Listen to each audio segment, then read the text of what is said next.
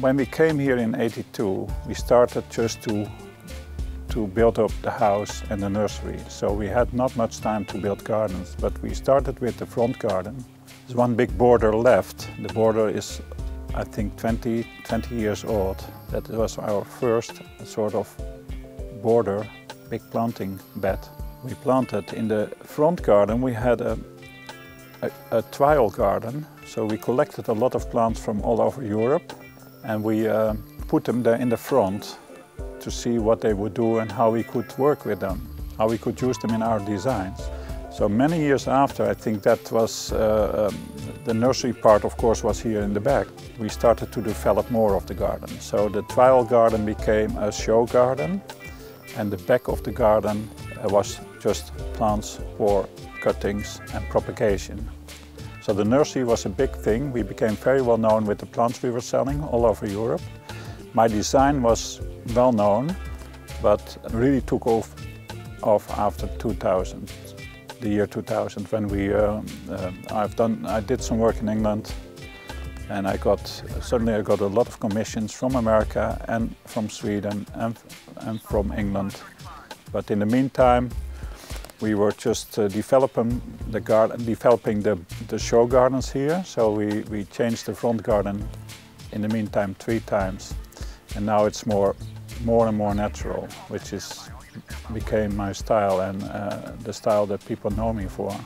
It's natural, but in fact it is not nature. So plants are chosen for their more naturalistic look, so that they wouldn't look over-cultivated.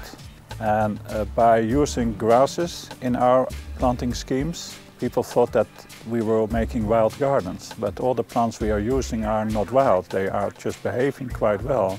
What we don't do is making nature. We just try to create an image that reminds you of nature. Mis taimedega siin siis tegu on, mis aastakümnetega on katsetuste tulemusel sõelale jäänud? Tundub, et enamus neist kasvaksid ilusasti ka Eestis. The plants are in fact hardy, durable plants, real perennial plants. If you work in other people's gardens, you cannot allow yourself to use plants that are very short-lived. So we had to make choices, and because of our experience, we know more or less what plants do. So your palette of plants, the number of plants you can use is very limited. So that's why the gardens we make has a certain complexity. Hekid on siin ka väga omapärased ja tunduvad kohati lausa vallatud. Hatches, yeah, we made them just to create intimacy. So not putting a garden just in the landscape, but just separate your garden from the landscape. It gives more a private feeling, and also by creating hatches that were not straight but more loose, they fit very well in the landscape that is behind it. Kui palju hoolt teie aed siis ikkagi tegelikult vajab? The front garden, we have areas that are in the shade. They need only a few days in a year.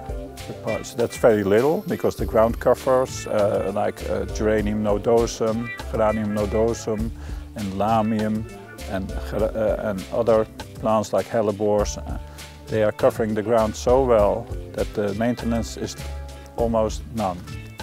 The front garden is a lot of work in spring. Even if it is fully grown, you need to take care of it in the months of April till July. So it's 2 months of just maintaining it well, and after that the maintenance is very limited because the plants grow together. And they grow together. They're chosen for also what I say, for being strong and no annuals. So you don't have to change your plants. And I would say if you put that against traditional gardening with roses and annuals, it is maybe 30% of that work. And if you have a garden with annuals, or roses, you have to deadhead them, you have to replant things, you have to do work every day almost. And we look every day and we see where we have to interfere. There's a big difference. So 30–35% when it is mature of normal garden work. And the hatches we clip once a year. So let's say that the yew hatches, the taxus hatches, once a year, and that we clip them very late. We clip them the beginning of July. So the growth has totally stopped at that time. And then we do another little bit of clipping after, I would say, in October.